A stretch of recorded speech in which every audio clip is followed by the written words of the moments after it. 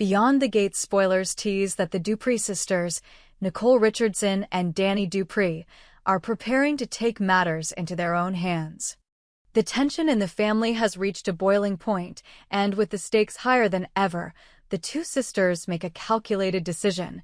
It's time to align. This isn't about ambition or ego. It's about protecting their family's legacy. The Articulates are standing on shaky ground. The planned reunion concert is being promoted as the comeback event of the decade, but behind the scenes, the wheels are wobbling. Sharon and Tracy are barely speaking to Anita. And Anita, for her part, is consumed by the fear that history is about to repeat itself. Nicole and Dani have spent the last few months working under the radar within their mother's business affairs, quietly learning the financial intricacies and backstage politics of the industry. They're smart, capable, and dangerously underestimated. Their loyalty is to their family, but they're no strangers to strategy.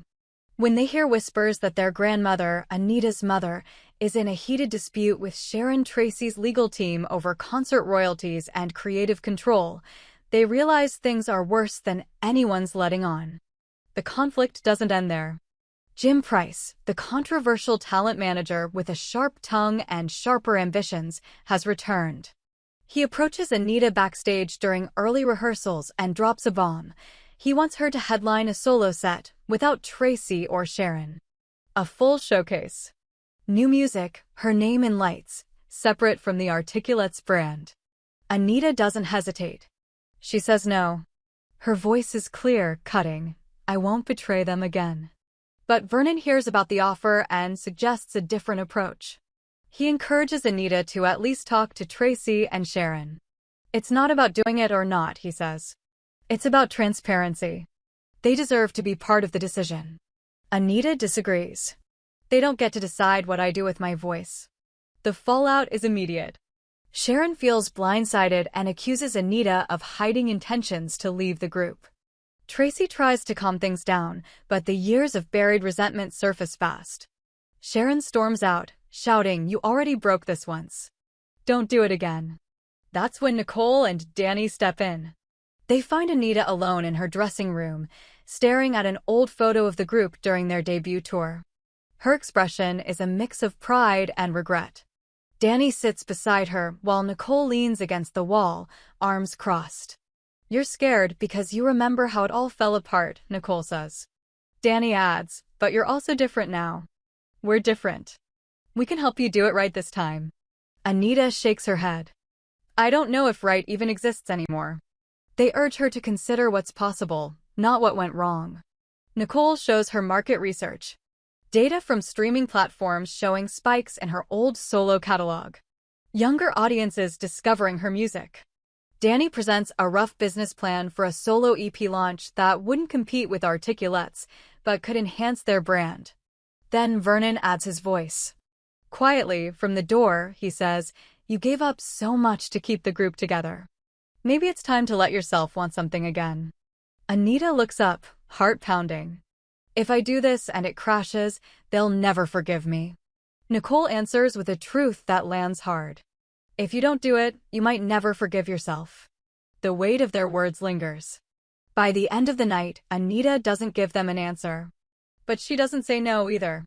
The next day, the tension with Sharon and Tracy hasn't cooled. Rehearsals are strained. The cellist becomes a battleground. Sharon insists on keeping the trio format tight. Tracy is stuck in the middle. Anita, meanwhile, is distracted. She's not withdrawn, but clearly debating something big. Jim Price senses the uncertainty and begins stoking the fire. He talks to Sharon in passing, planting the seed that Anita's already making solo plans behind her back. Sharon confronts Anita again. This time it's personal. "You said we were in this together. That was a lie, wasn't it?" Anita finally explodes. "You never forgave me for making it without you. That's what this is really about." The room goes still. Sharon storms out. Tracy sighs, defeated. And just like that, the unity they worked so hard to rebuild starts unraveling. Nicole and Dani watch from a distance. They know time is running out. They go to Sharon privately. They don't try to manipulate her. Instead, they tell her the truth. Our mother is scared. Not of failing. Of losing the only two women who really know what it cost her to become who she is. We're not trying to take anything from articulates. We're trying to protect what's left. To their surprise, Sharon doesn't respond with anger. She just nods and walks away. Later that night, Anita makes her decision. She records a short video on her own phone, no makeup, no production. Just her voice. I was offered a chance to do a solo show again. And I said no. But not because I didn't want it. Because I was scared. Not of singing alone. But of what it would mean for the people I love. The truth is, I don't want to choose between my past and my future.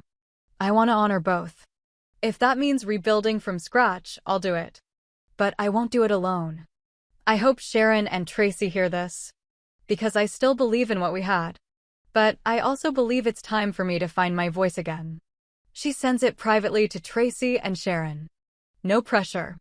No expectations. Then she waits. And while she waits, Nicole and Dani begin laying the groundwork. A Loki showcase. Independent venue. New songs. One night only. If Sharon and Tracy show up, fine. If not, the show will still go on. Not as a betrayal. As a rebirth. The pressure of what happens next is suffocating. Anita barely sleeps. Vernon reminds her, no matter who shows up, you already won. You faced it. That matters. Rehearsals begin for the solo showcase. Anita brings in young musicians, mostly women from the foundation. Nicole helps design the visuals. Dani curates the set list. The music is a blend of the old Anita and someone entirely new. It's not about perfection. It's about truth. And as the night of the showcase nears, there's one question still hanging in the air. Will Sharon and Tracy walk through that door? The story isn't finished. But the final act is coming. And it will either break what's left or remake everything from the ashes. The night of the solo showcase arrived with a humid stillness in the air, like something important was about to break loose. The venue wasn't massive, but it was intimate, drenched in soft red lighting and modest staging just enough to hold space for something real. Anita stood backstage in silence, her hands resting lightly on the mic stand, eyes closed as the faint murmur of the audience filtered through the curtains. Nicole adjusted the set list one last time. Dani checked the soundboard, nodding at the tech team. Everything was ready. Except the answer to the only question that mattered. Sharon and Tracy had not confirmed. The audience began to fill with industry veterans, longtime fans, family, and a few uninvited faces hoping for something messy to make headlines. Tyrell sat in the second row, arms folded, scanning the crowd for tension. Vernon was there too, posted near the exit part protector, part witness. At exactly 8 p.m., the lights dimmed. Anita stepped out alone. No dramatic entrance. No backup singers. Just her, the mic, and a piano. She opened with a song no one had heard before. A stripped-down ballad called Second Exit, written just weeks prior. It was raw, not flawless. But her voice didn't shake. Every note carried her past and the weight of what she had left unsaid. She paused between songs, telling pieces of her story not as a celebrity, but as a woman trying to stitch together the pieces of her identity. I used to think if I sang loud enough, the world would drown out the parts of me that broke, she said to the room. Now I know if you don't sing through the break, you're not telling the truth. Halfway through the third song, a quiet shift happened. Two figures entered the venue.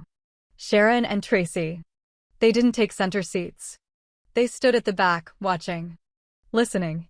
Anita saw them. But she didn't stop. Instead, she changed the next song. It wasn't on the list. It was an old Articulates number, one Sharon had written during their early years. A track Anita had never sung solo before. She sang it now. And as the final note hung in the air, Anita looked toward the back of the room, straight at Sharon. For a moment, the room was still. Then Sharon walked forward. Not fast. Not dramatic. Just deliberate. She stepped onto the stage without a mic, without cue.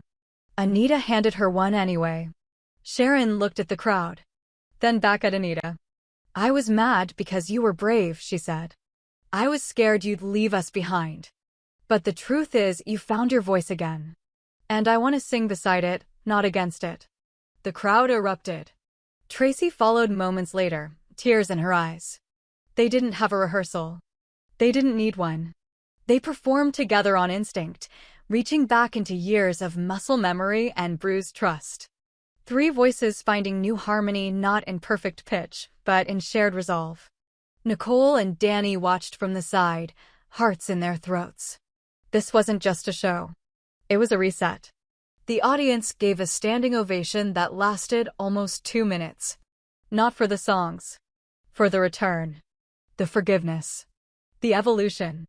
Later, backstage, the three women sat on the floor, sweaty and drained, laughing between bites of cold catered pasta.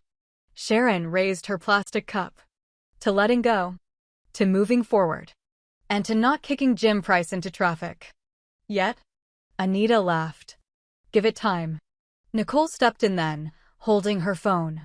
So, the internet is already melting down. People are asking if this was a one-night thing. What do I tell them? Anita looked at Sharon.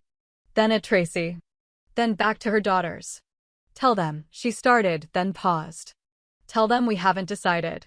And that for once, we're allowed to not know. In the weeks that followed, calls came in. Interview requests. Labels with offers. Streaming platforms proposing exclusive releases. But they weren't in a rush. They turned down most of them. What they built that night was too sacred to commodify. Instead, they launched something new, a music collective run by women, for women. Artists who had been silenced. Musicians who'd walked away. Survivors. Innovators. Sharon oversaw artist development. Tracy handled operations. Anita curated the creative mentorship side. Nicole and Dani built the infrastructure, securing ethical sponsors and digital distribution channels. The collective had a name that spread fast through the indie music world, the Second Exit Project. Their first public statement read simply, "We are not here to relive our past. We are here to build futures. One song, one truth at a time." Vernon, ever the quiet guardian, stayed close but behind the scenes. His bond with Anita grew stronger. No longer based in crisis, but in choice. Jim Price eventually went public with a backhanded comment on a podcast, glad they found healing or whatever. But talent doesn't pay bills without guts. Dani clapped back in a tweet that went viral. Guts are easy when you have nothing to lose. Legacy is harder. They never responded again. The Second Exit Project produced an EP within the year, featuring Anita, Sharon, Tracy, and a rotating group of new artists. It wasn't polished, but it was fearless. And at the end of the final track, Anita spoke over a slow piano fade. There was a time when silence protected me. Then it nearly destroyed me. Now, I sing to remember. And to make sure no one forgets. It wasn't just a new beginning. It was the start of something no one saw coming. And this time, they weren't asking for permission. They were claiming their future, one verse at a time. Months passed after the debut of the Second Exit Project, but its momentum didn't fade. If anything, it surged. The platform attracted artists from around the country, many of them unknown voices finally being heard for the first time. It wasn't about radio hits or charts. It was about reclaiming agency. Anita, Sharon, and Tracy had found a new rhythm not as icons clinging to nostalgia, but as founders creating something that would outlast them. Nicole and Dani expanded the reach of the collective. They built a small label under the project's umbrella, giving full rights and royalties to the artists it supported. A tour was proposed. Not flashy, not corporate. A storytelling series across grassroots venues, where every stop would feature both performances and community discussions on resilience, creativity, and rebuilding after silence. Anita hesitated. She wasn't sure she could tour again. The emotional weight of the showcase had been enough to last a year. But Vernon, quietly folding laundry one night, said, "You don't have to give the world everything. Just give them what's real. That's enough." So she agreed. Not to lead, but to accompany. She would perform only when she felt called to. Sometimes she'd just introduce the other women. Sometimes she'd sit in the crowd. And that freedom made it work. Sharon designed the structure of the events. 1 hour of music, 1 hour of open conversation. Each venue different, each night unique. Tracy coordinated with local organizations to provide resources for artists and survivors alike. At the kickoff event in Detroit, something extraordinary happened. A young woman named Jada took the mic during the Q&A and shared how a long-buried experience had silenced her for years. Through tears, she said, I thought no one would believe me. But then I heard Anita talk about singing through the break. And now I think I can find my way back, too. The crowd stood and applauded her. Anita walked onto the stage. She hugged Jada, then looked out at the crowd. This is why we came back, she said. Not for stages. For each other. Tyrell later wrote a spoken-word piece about that moment. Smitty produced it. It was released under the Second Exit label and hit over 2 million streams in a week. Not because it was viral. Because it was vital. Martin eventually joined the team in a quiet capacity, helping navigate the legal and financial red tape that came with expansion. His presence brought closure. For Anita. For Vernon. Even for Sharon, who once vowed to never sit in a room with him again. Healing wasn't linear. It never is. But it moved. The final stop of the first tour circled back to the city where it all began. The venue was symbolic, the same stage where Anita had nearly walked away from it all. This time, she stood there with Sharon and Tracy not as fragments trying to fix what broke, but as architects of something whole. The final song of the night wasn't rehearsed. It was chosen minutes before the curtain. An old track, rewritten with new verses, reflecting who they were now. They stood side by side, voices imperfect, eyes glassy. And when the lights dimmed and the crowd roared, Anita whispered into the mic. This is our last night on this stage. But not the last time we'll sing. Not even close. The room erupted. Backstage, Nicole looked at Dani. Dani looked at her phone. Texts from venues, managers, offers waiting. We built this from pieces, Nicole said. Now it belongs to all of them. Dani nodded. Good. Let's make sure it stays that way. Outside, the streets buzzed with life. Posters of new artists hung next to murals of the articulates in their prime. Anita stepped out into the night air and looked up. She wasn't the same woman who once feared her voice would fracture her world. Now she knew the truth. The voice was never the danger. Silence was. And as long as she kept speaking, singing, or simply standing beside the next woman trying to do the same, the legacy would grow. Not as a monument to what was lost, but as a map for finding the way forward. And so it continued. One voice. Then two. Then hundreds. All of them unquiet. All of them home.